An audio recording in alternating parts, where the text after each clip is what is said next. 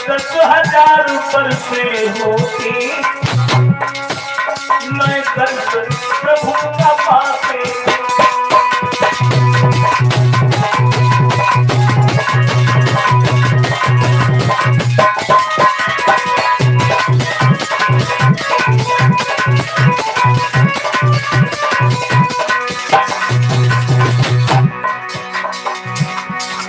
कलयुग बोला महाराज सतयुग त्रेता में कंधरा में बैठे बैठे ऋषि महात्मा वर्षों तक तपस्या करते थे, भगवान के दर्शन ही नहीं होते थे। लेकिन हमारे राज्य में ऐसा नहीं है। हमारे राज्य में जिस व्यक्ति ने अपनी 10 इंद्रियां 11वें मन को एकाग्र करके एक बार अगर राम का नाम ले लिया तो पल में उसे तुरंत आराम मिल जाएगा। परीक्षित बोले और कौन सा गुण है? दूसरा गुण हमारे पास में और है।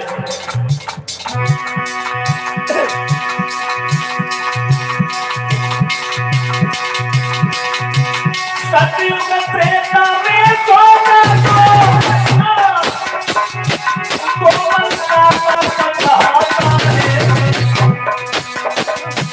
लेकिन कलयुग में किए बिना कोई पाप नजर नहीं आता।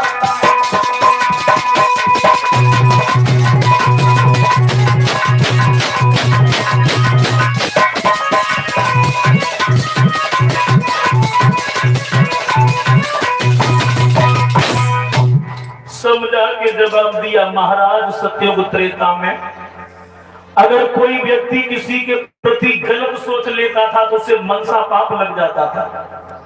लेकिन हमारे राज्य में ऐसा नहीं है। हमारे राज्य में जब तक तुम किसी का बुरा करोगे नहीं तब तक पाप नहीं लगेगा। मन जावे ता जान दे पैरन से मत जाए, जो पैरन से जाएगो तो 100 जूता। मन से तुम काल को बुरो करो लेकिन जब तक करोगे नहीं तब तक पाप नहीं लगेगा। अब मेरे अंदर एक गुण और है। कौन सा? सतयुग त्रेता में जो लोग कर्म करते थे उसका फल अगले जन्म में मिलता था। लेकिन मेरे कलयुग में सुना है, मेरे कलयुग में पहले करो पहले भरो पीछे से मरो, पहले करो फिर भरो बाद में मरो। और ये बात बिल्कुल सत्य है। कलयुग में जो इंसान कर्म करता है इसी जन्म में भोग के जाता है। परीक्षित बोले ठीक है कलयुग अगर ऐसी बात है तो हम तुम्हें मारेंगे नहीं, लेकिन भैया गौ ब्राह्मणों पर साधु संतों पर भगवान के भक्तों पर इनके ऊपर तो दया करिए। कलयुग बोला तो ठीक है। और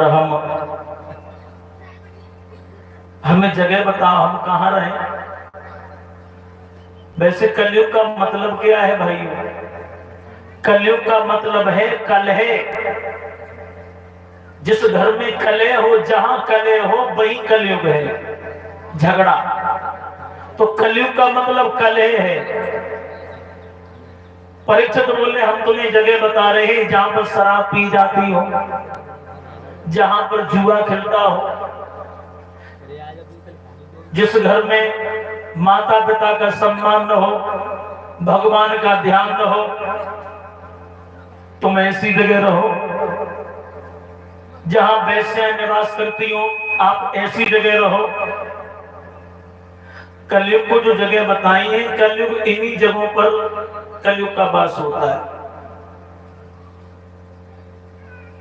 परीक्षित की बात सुनी तो कलयुग कहने लगा प्रभु आपने हमें इतनी जगह दी लेकिन कोई बढ़िया जगह नहीं।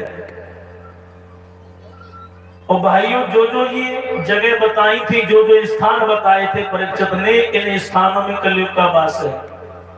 जहां शराब पी जाती है जिस घर में, उस घर में तो कलह होना अनिवार्य है। जरूरी उसमें तो कलह होगी।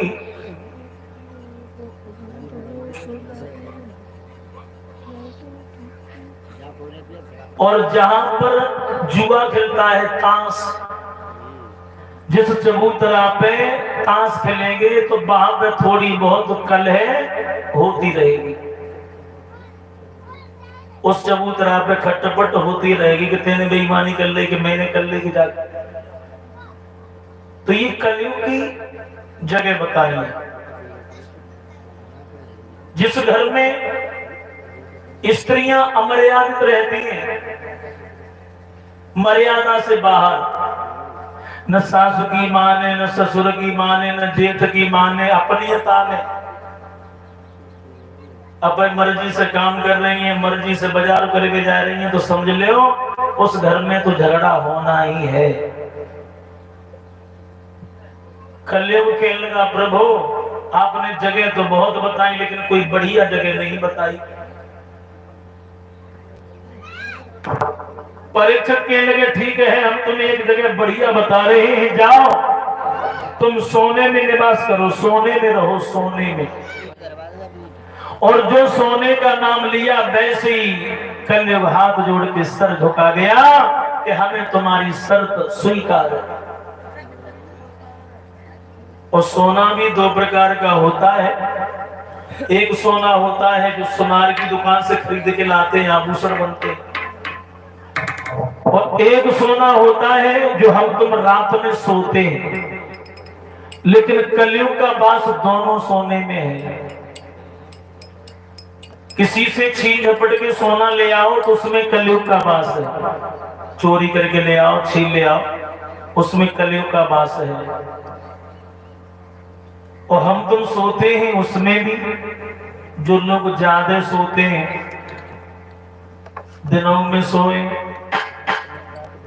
रात में सोए, और कथा में आए जाए तो सोए,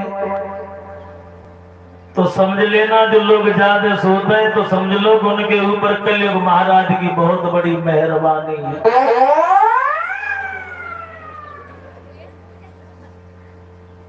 अब कलयुग हाथ जोड़ के सर झुका गया, मैं तुम्हारी शर्त स्वीकार करता हूँ। पृथ्वी तो पृथ्वी में समा गई, धर्म धर्म में समा गया, और कलयुग ने छोटा सा रूप बनाया और महाराज परीक्षित के सर पर जो सोने का मुकुट था छलांग लगा के मुकुट में समा गया। अब ये मुकुट के चोरी का था, अधर्म की कमाई का था, क्योंकि पांडवों का नहीं था ये मुकुट, था मगध के राजा जरासंध का।